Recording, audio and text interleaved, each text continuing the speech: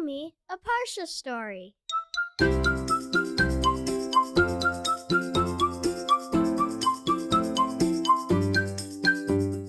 Welcome to Parsha House.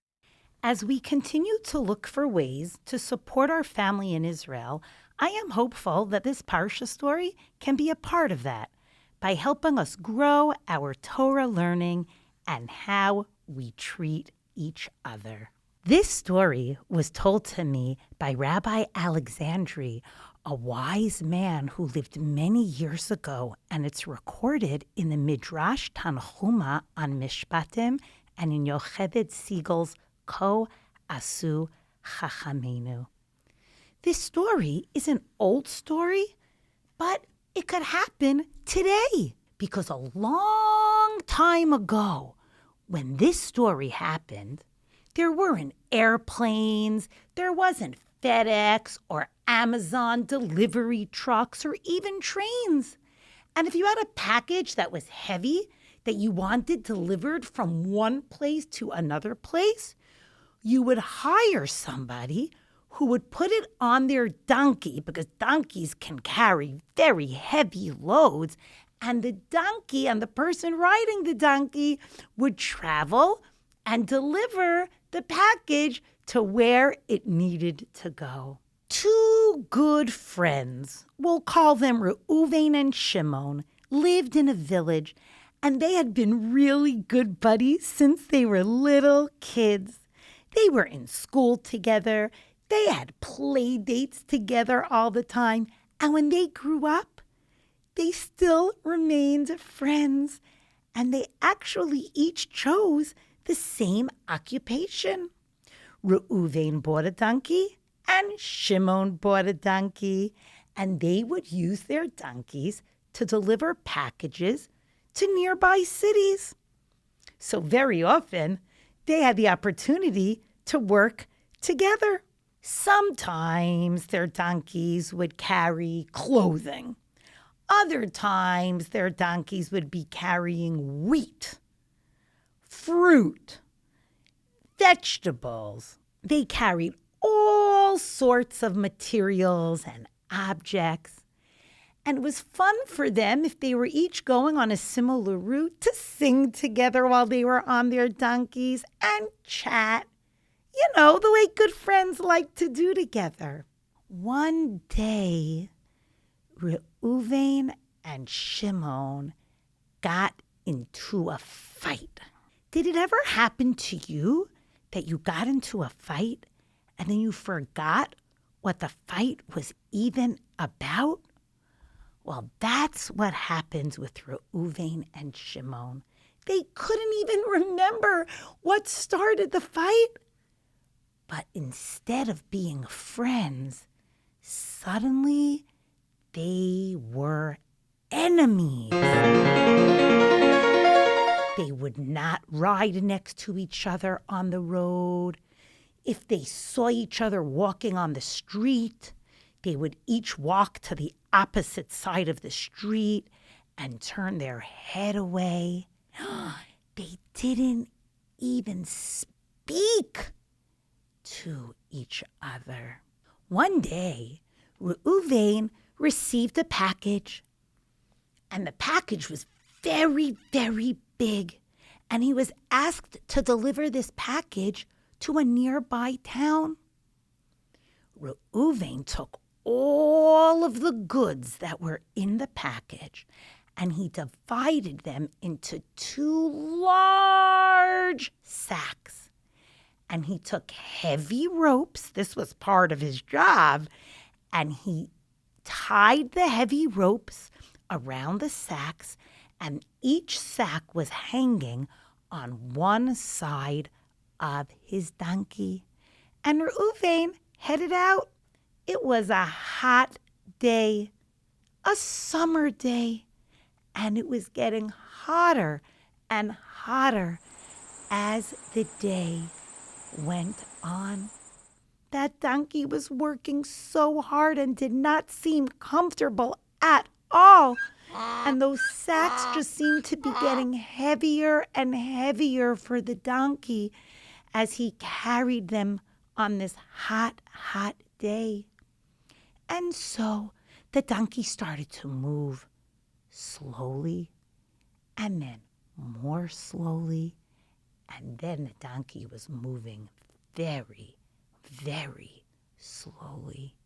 And then the ropes started becoming a little loose, and the sacks started slipping lower and lower down on each side of this poor donkey, until finally the donkey tripped and fell, and of course could not get up again, because these heavy sacks were hanging down.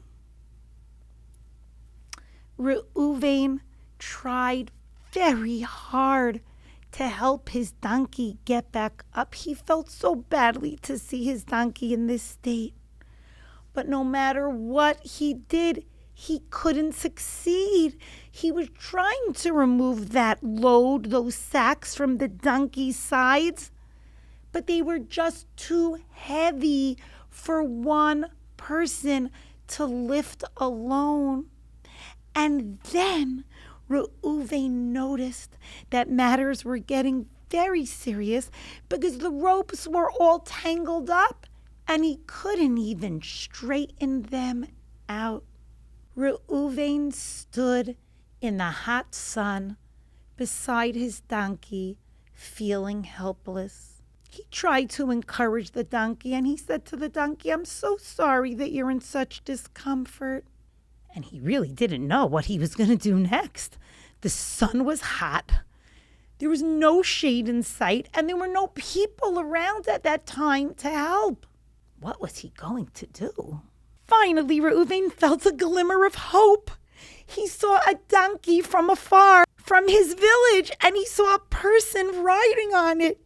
Yes, a person is coming. They'll be able to help me. We'll lift the sacks together. We'll help this donkey feel more comfortable. And Reuven was almost dancing a little dance. That's how excited he felt. As the person on the donkey came closer, Reuven thought, uh-oh, that person riding on the donkey, it's Shimon. Did it have to be Shimon? He's thinking in his head. Of all people, that's who's passing by? Will he help me? Should I even ask him for help? What am I to do? Meanwhile, Shimon, riding on his donkey, recognized Reuven and saw what a difficult predicament he and his donkey were in. Shimon decided that he wasn't going to say a word. He was going to keep riding on his donkey and ignore Reuven and his donkey. As he passed by, purposely ignoring and making believe he didn't see what was going on, in his head, he was actually even a little happy. He was thinking, well, he deserves it. Let him wait here in the sun. Somebody else will come by. It won't be me. But as Shimon continued, he seemed to hear a little voice in his head. The voice in his head was saying, Shimon, what have you done just now? Shimon, have you forgotten what is written in the Torah? And suddenly Shimon thought, oh, yes, there is something in the Torah about a donkey with a heavy load. Let me search my memory. Let's see. It's a pasuk in Sefer Shemot, in the Parsha called Mishpatim. What is that pasuk again? Let me try to remind myself. It has to do with seeing the donkey of your enemy, and he's stuck underneath a load. What exactly does the Torah say? Oh, I remember. Ki tir'eh hamor sonecha rovetz tachat masa'o techadalta me'azov lo? Azov ta'azov imo. That's what it says. If you see the donkey of your enemy lying down underneath its packages, underneath a burden, will you refuse to help? You shall surely help him. So Shimon stopped his donkey for a minute and he thought it over. It was a little bit of a difficult decision because Reuben was his enemy. But the Torah was describing what you need to do in this exact situation that he found him in. His enemy's donkey was stuck under a heavy load. Can I do it? Can I do it? Yes, I can. He turned around, facing the direction where Reuven was with his donkey. Because remember, he had walked past them and made believe he didn't notice. And he saw that Reuven was there still trying to untie the sacks from his donkey's back. Now, Shimon went back because the Torah said to go back, but it was what we call half-hearted. His heart wasn't fully in it. When Reuven saw Shimon coming back toward him, he's thinking in his head, oh no, is he going to cause me trouble? What's he coming for? What's going to happen? Well, when Shimon arrived, he didn't talk because he didn't really feel like talking to Reuven, but he started to untangle the knots so that he could remove each of the sacks. And both of the men, Reuven and Shimon, were working together. They were able to free the donkey and help the donkey stand up. Then there was something else that they still needed to do. They needed to pick up the heavy sacks that were on the ground and tie them back on the donkey's back in a way that was secure and comfortable and steady for the donkey. Now, this was the hardest part of all. You know why? Because in order to do this part, they needed to work together and start to talk to one another. Oh, can you please lift it up on this side? Hold on this side. I need the rope. Together now. 1, 2, 3. Let's lift. Oh, lift it over here. Lower it over there. Tie it over here. Oh, fix this corner over here. They were working hard. Well done. At last, the 2 sacks were properly and securely placed and tied around the donkey's back. Reuven and Shimon were sweating. They had worked really hard.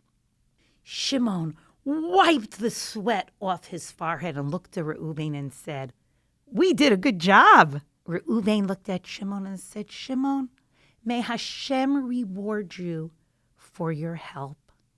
And then they looked at each other, and for the first time in a long time, they smiled at one another. Reuven thought to himself, 1 minute, I've been thinking all along that Shimon hates me, but he just helped me when I needed his help, and he was kind. He did a kind act to my donkey and to me. He really is a good person. And he looked at Shimon and he said, "We're both so tired and so thirsty. So is our donkey. Let's go to a nearby inn and eat together." For one split second, Shimon hesitated, but then he said, "Sure, let's go." They gave water to the donkey. They sat inside the inn, and they ate and chatted and had a lot of water because they were so hot. And they were sitting there feeling like 2 good friends because the fact of the matter was, they were good friends, just like they had been before. At the end of last week's Parsha, we learned about the SAR Academy in the beginning of Matan Torah on Har Sinai. And then, in this week's Parsha, in Mishpatim, there are 53 mitzvot that are listed. And then at the end of the Parsha, it goes back to the Matan Torah story. It continues the Har Sinai story. And these 53 mitzvot in this week's Parsha deal with lots of everyday kinds of things, like what to do if you see a donkey stuck under his load, even if that person might be your enemy. I hope none of us have any enemies. The Parsha talks about laws, about what happens if you cause damage to somebody else's property. What if you break something that you borrow from somebody else? What if you lose something that you borrow from somebody else? Every 7 years, there's something called Shemitah, and people who don't have money can gather and eat whatever food they find in the fields.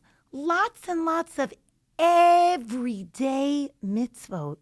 And Rashi teaches us that the first letter of the Parsha is a Vav, Ele HaMishpatim, and these are the Mishpatim.